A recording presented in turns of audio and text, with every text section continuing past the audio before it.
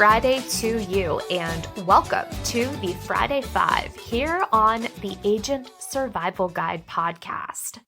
This is our weekly list of 5 things you should know about. I'm your host, Sarah Ruppel, and today is March 27th.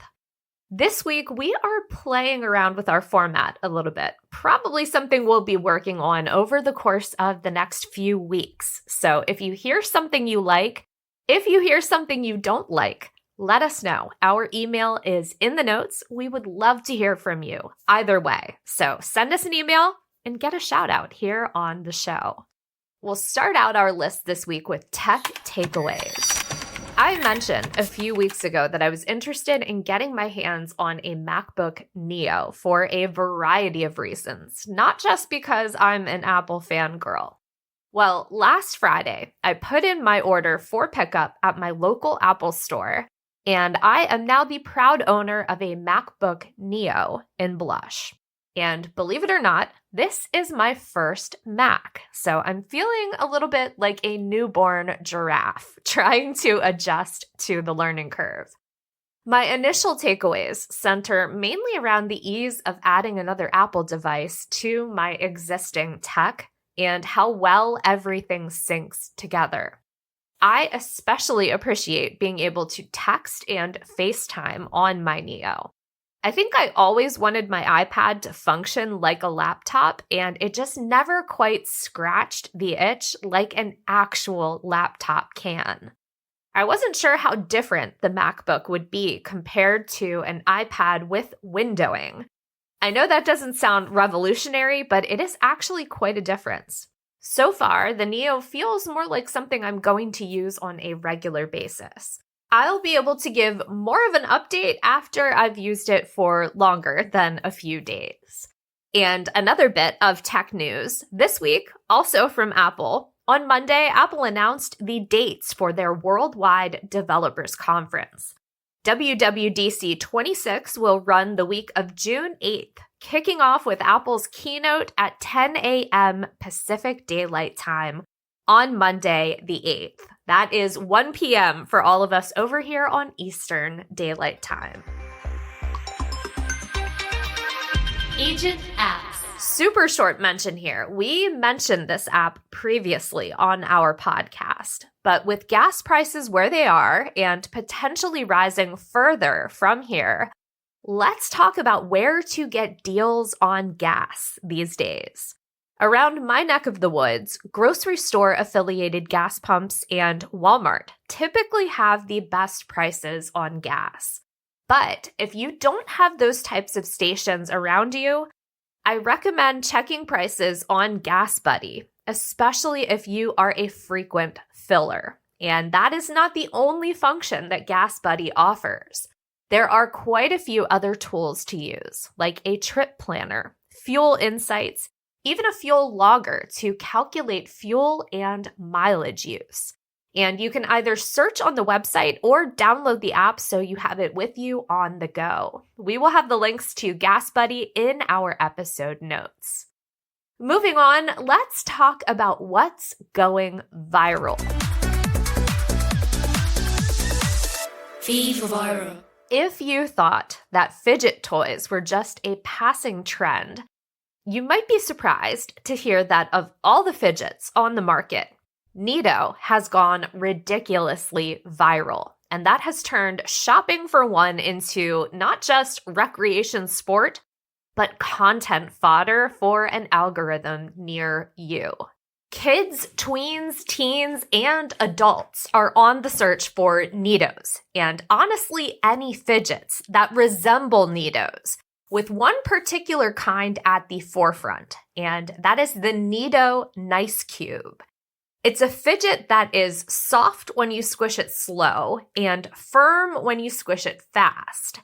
A similar kind of filling can also be found in the Nee-Doh Dream Drop, Gumdrop, Sploot Splat, the mini Nicebergs, and the larger Niceberg, just to name a few. And that doesn't even get into all the other variations that are flying off shelves just as quickly. But rather than tell you about them myself, I thought it would be fun to bring in an expert and ask her. So joining us today to talk about this viral trend, my daughter. So what's going on with Nee-Dohs right now? They're really popular on TikTok and at my school, probably because they're like the closest thing to slime, but they don't make messes. And what about Nee-Doh is so Nee-Doh? She's giving me the side My eye. mom's not funny, I'm sorry. All I know is that they're kind of like slime and they come in a lot of different like textures and colors and like different things. What would you say is the most sought after Nee-Doh right now? The one I look for the most is the ice cream cone, because that's the one that I want. But I would honestly say anything that's like the sugar-filled ones or the fuzz balls, because the fuzz balls are really popular. Pretty much any Nee-Doh that you can just like find like at a store, if you know what I mean. How hard has it been to find Nee-Dohs in stores? In stores, pretty hard. We found some of the cases. And how has this craze had an effect on other squishies? It's left people like buying even more like off-brand squishies. Like at Target, they have these like big food squishies, like they have bananas. I really want the carrot personally. I also really want the pickle. They have all of those. People like them because they're like the same. The ones at Target, they're like the same texture as the fuzzball. And most of the fake ones, they're sugar-filled with like the nice cubes are. Anything else you can add about Nee-Dohs? All I need to say is that I need to go to school. Fare thee well, podcast. And there you have it. They're popular because they're affordable, they're fun, and they come in a lot of different colors and textures with a variety of fillings.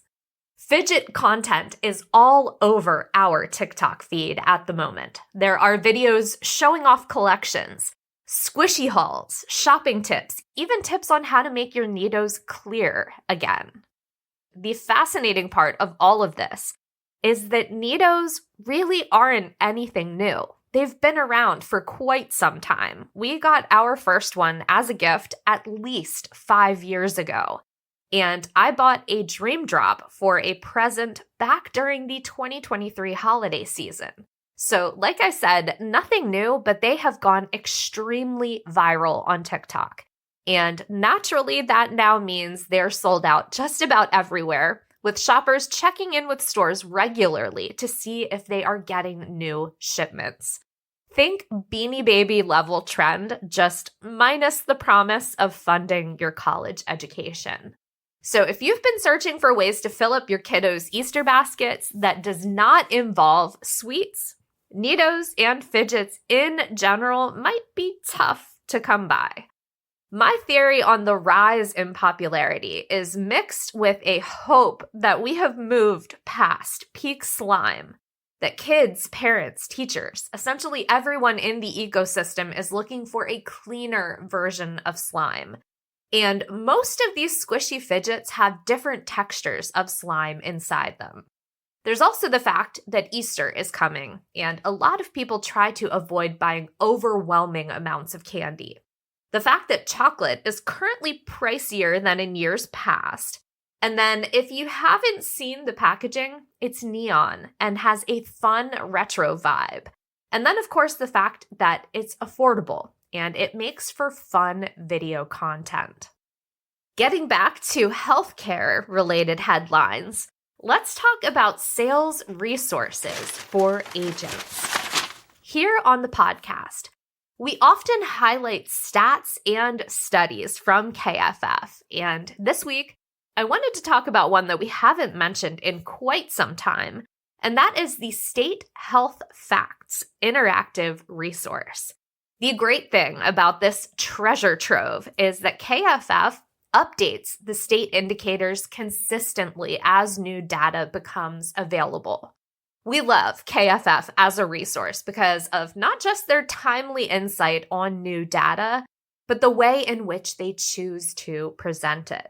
KFF does a fantastic job of drilling down into healthcare data, providing useful insight, stats, and graphics that make creating compliant materials and presentations that much easier. Typically, we stick to reporting national numbers here on the show, but we do like to highlight the state of Pennsylvania when we can, since that's where we're located. Categories included in the resource are ACA, demographics and the economy, health status, Medicare, mental health and substance abuse, and women's health, just to name a few. And then as you dig into each category, there's all sorts of subcategories and reports to glean insights from. Some of the more recent indicator updates include total Medicaid MCO enrollment, dual eligible enrollment in Medicaid managed care by plan type, as well as Medicaid MCO enrollment by plan and parent firm. And then one of the neatest features, the ability to build a custom state report from the indicators that you're interested in viewing.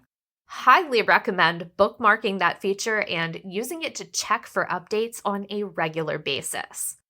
I know I have mentioned this before, but I will say it again. The graphics on KFF's site and in their reports are available for download. They are great visuals. They're high quality, and you can grab them and include them in your presentation, complete with citations, and it is very easy to see that the information is up to date, one of the compliance requirements when citing statistics.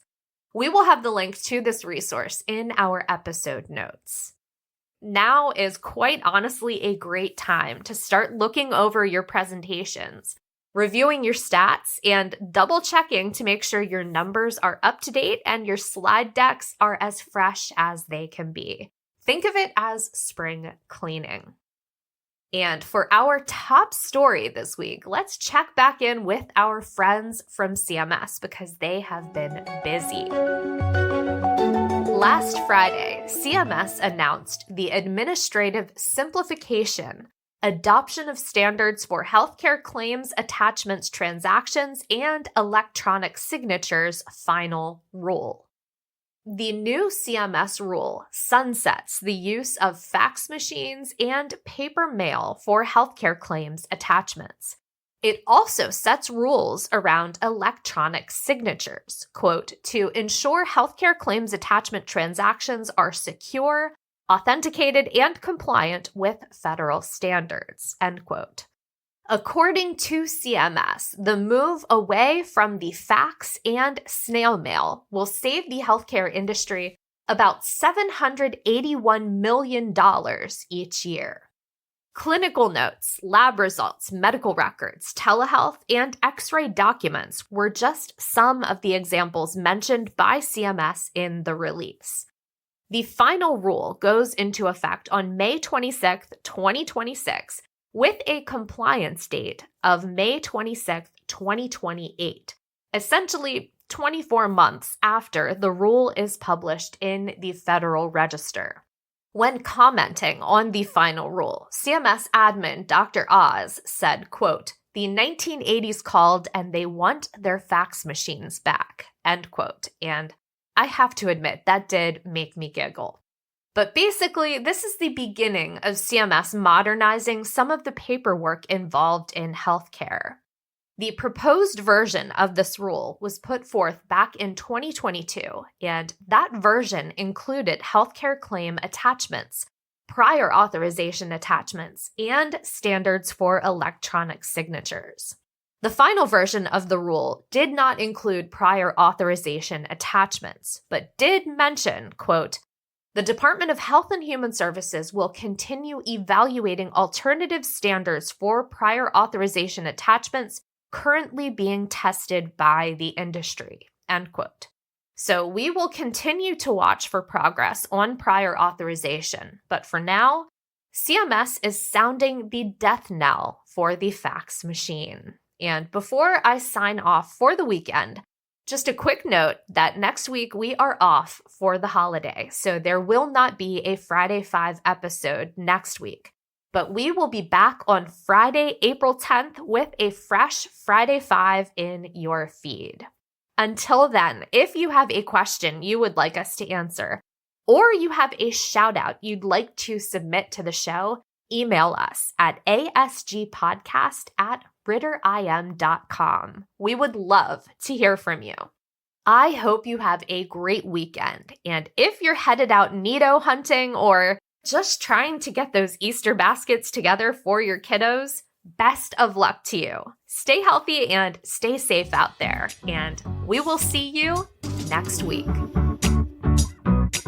The Agent Survival Guide podcast is a production of Ritter Insurance Marketing, an integrity company. This episode was written and produced by me, Sarah Ruppel. Script editing and fact check by Emily Ryan. Podcast design by Urban Rivera. Like what you hear? Follow along with our show wherever you get your podcasts.